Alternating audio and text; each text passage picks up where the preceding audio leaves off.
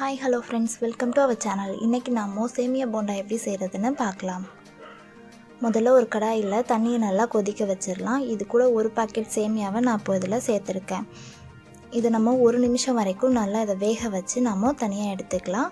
இப்போது தண்ணியை வடிகட்டிட்டு சேமியாவை மட்டும் ஒரு மிக்சிங் பவுலில் எடுத்து வச்சுருக்கேன். இது கூட நாம் 3 டேபிள் ஸ்பூன் மைதா சேர்த்துக்கலாம்.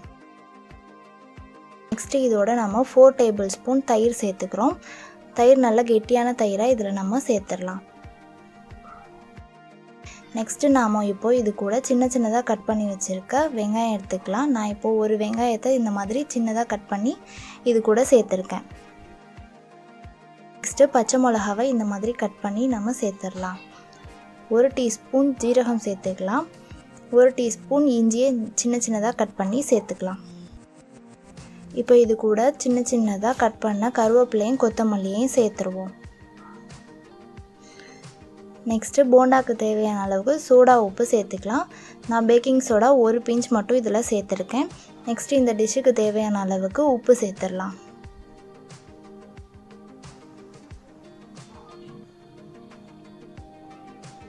இப்போது இது எல்லாத்தையும் நம்ம நல்லா பிணைஞ்சிடலாம்.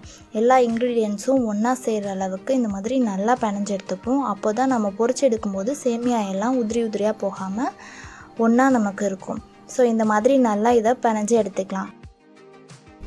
இப்போது ஒரு கடாயில் எண்ணெயை நல்லா ஹீட் பண்ணிவிட்டு நம்ம போண்டாவை இதுக்குள்ளே போட்டுடலாம். போண்டா கையில் ஒட்டாமல் இருக்கிறதுக்கு கையில் கொஞ்சமாக ஆயில் தடவிட்டு இந்த மாதிரி உருண்டையாக உருட்டி போண்டாவை நம்ம எண்ணெய்க்குள்ளே போட்டுடலாம்.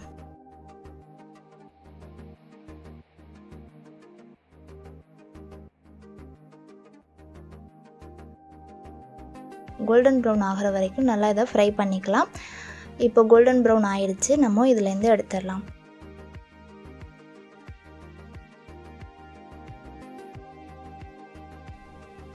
அவ்வளோதான் ஃப்ரெண்ட்ஸ், சேமியா போண்டா ரெடி ஆகிடுச்சு.